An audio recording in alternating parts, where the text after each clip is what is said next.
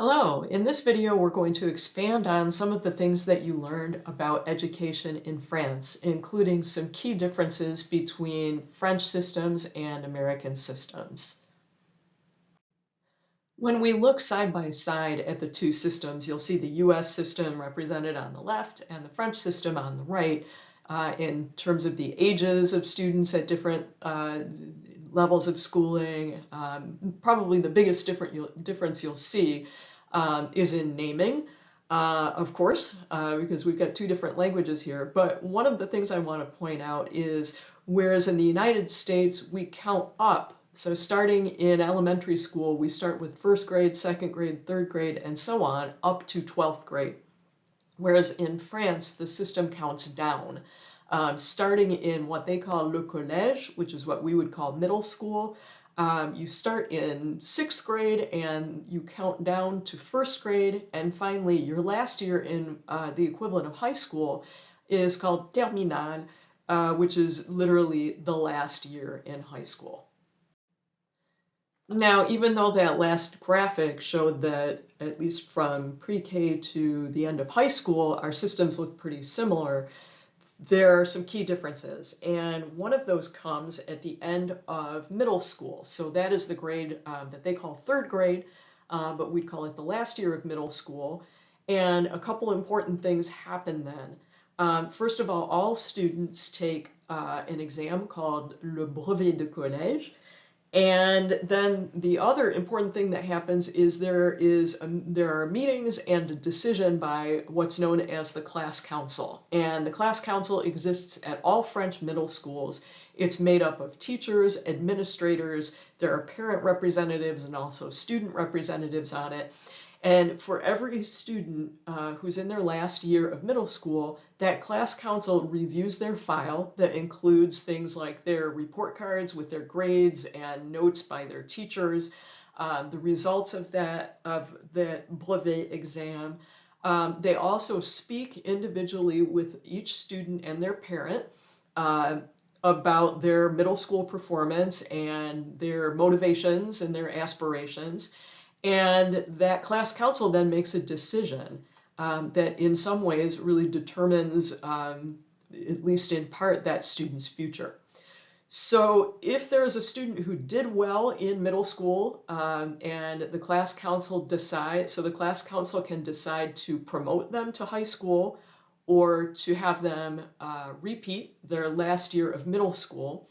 And if they've done well in middle school and if they are interested in going to the university, then another recommendation that that class council will make is that they go on the university track, or I should say one of the university tracks, because you'll see that in orange, students have, once they enter high school after middle school, and if they're interested in going to the university and they're on this track, they can choose a general track, which is for students who don't necessarily have a specific idea about what they want to do in college.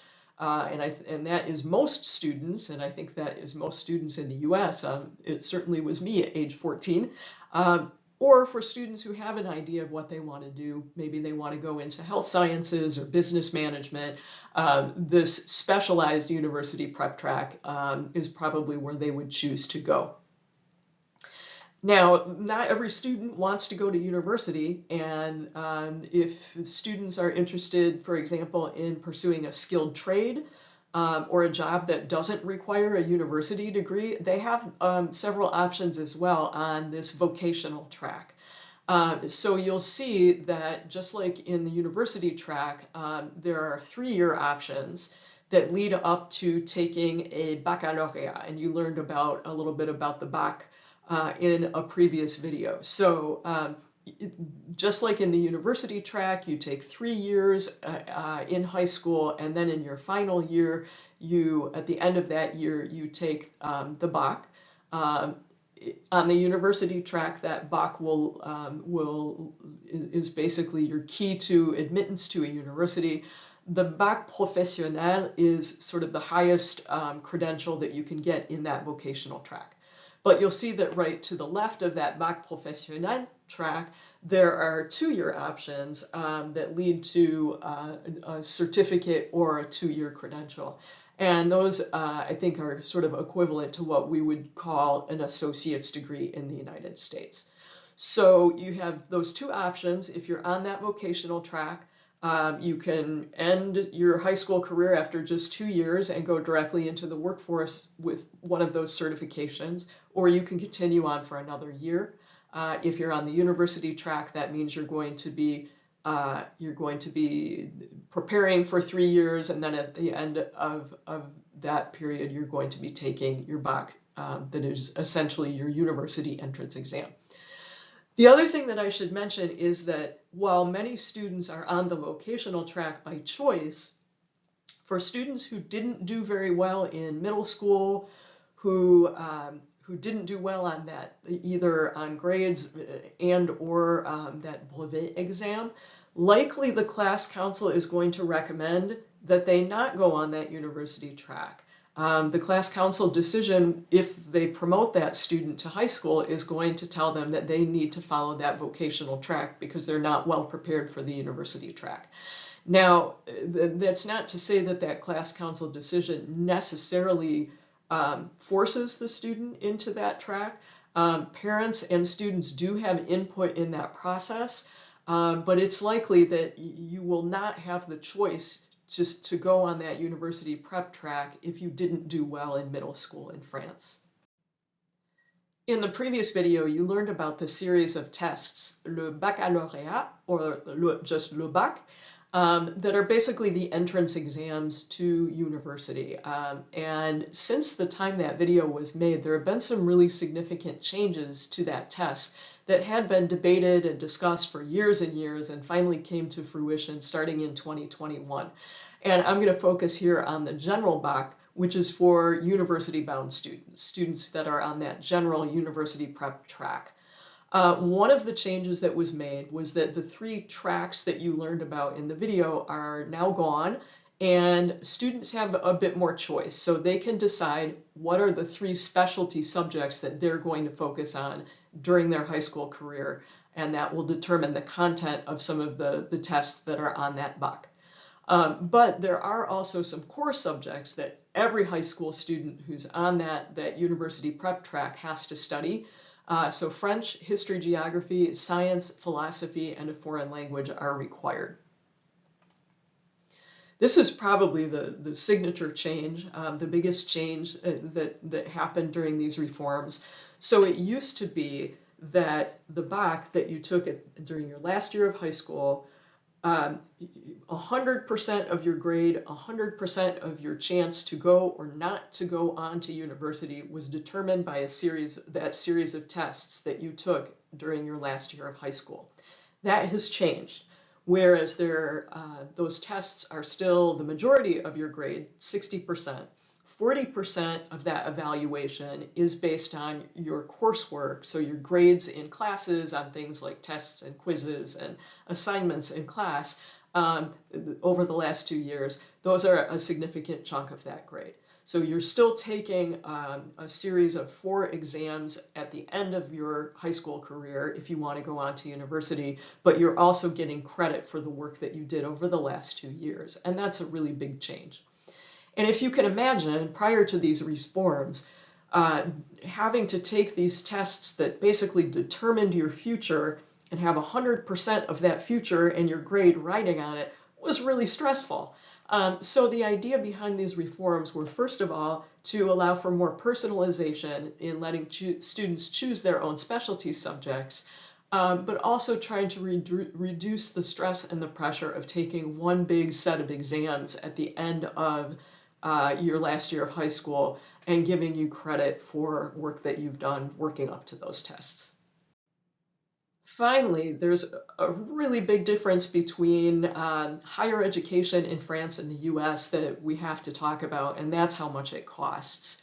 I'm sure I don't have to tell you that higher ed is expensive in the United States, and I'm sure you're quite familiar with these figures, but you'll see here SVSU's tuition, and I should note that SVSU's tuition is amongst the lowest of any public university in our state. But the cost of higher education, and again, I know I don't have to tell you this, is really high.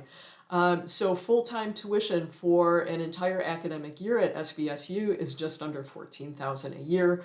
And of course, that's not the only cost of going to college in the United States, but it's going to cost you, according to these figures, for 1 year of attendance, including tuition, housing, food, and other materials and incidentals, it's going to cost you just shy of $30,000 a year. Now, unless you're already familiar with how much higher education costs in France and much of the rest of the world, including most Western European countries, I think you're going to be in for a shock. So remember, at SVSU, you're paying about just under $14,000 per year for tuition. If you were studying in France, you would be paying about $200 a year. And it's more for graduate degrees and specialized degrees, but not that much more relative to what we pay in the United States. Now, grandes écoles, those very specialized, prestigious, and highly selective schools that you learned about in the previous video, they're a different story.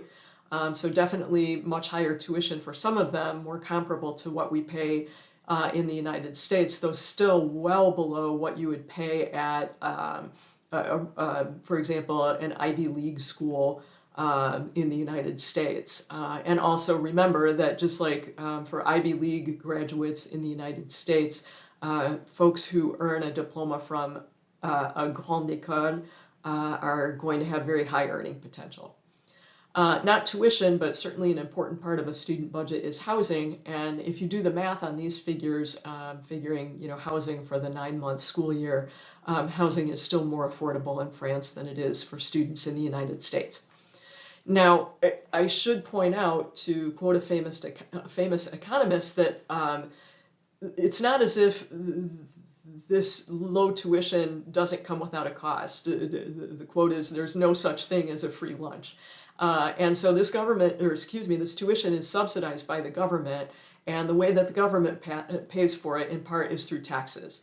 As you'll see in an upcoming unit where we talk about consumerism and budgets and economic decisions, you'll see that many people pay a much higher tax in France than they do in the United States. So it's not as if this tuition is free without a cost overall to society. But for individuals, I think it's pretty clear that there's a stark difference in these costs for higher education between France and the US. So I hope that this has helped you to understand some real differences between our systems, not only in higher education, but leading up to higher education and other degrees.